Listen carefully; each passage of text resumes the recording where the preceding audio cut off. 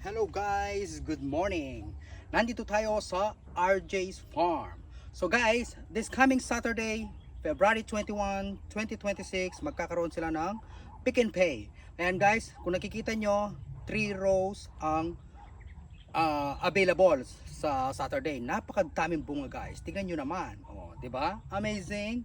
So ayan, pinaghandaan talaga ng RJ Farm itong 3 row para sa Saturday. So ayan, lahat mag-e-enjoy ng pick and pay. For only 50 pesos, ayan, ano yon, per cup na yun guys. So siyempre, tikman muna.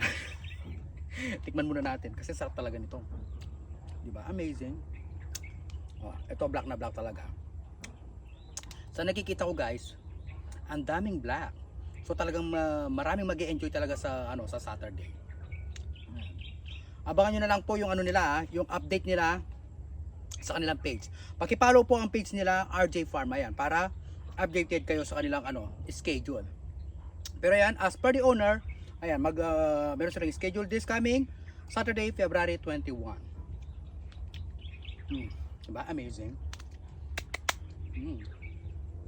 Nag-enjoy tayo. Nung unang punta ko dito guys, last year pa, talagang nag-enjoy ako. Sabi kasi nung may-ari noon, kwento ko lang guys.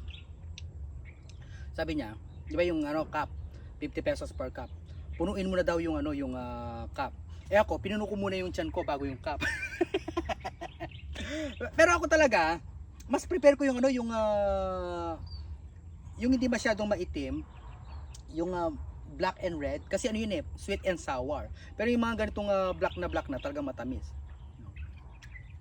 At syempre guys, ang mulberry is part siya ng berry family. So mayaman yan sa vitamin C, sa antioxidants, kaya yan.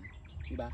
Kaya napakadaming benefits nitong mulberries. Pwede kang kumain while picking, so you can enjoy it. Diba? Amazing, so perfect. Napakadaming bunga talaga. So lahat guys, lahat na tong 3 rows na to available for pick and pay February 21, 2026, this coming Saturday. Amazing, so perfect. Enjoy natin hanggat nandito tayo. Diba? Ang sarap, ang sarap. Guys, look.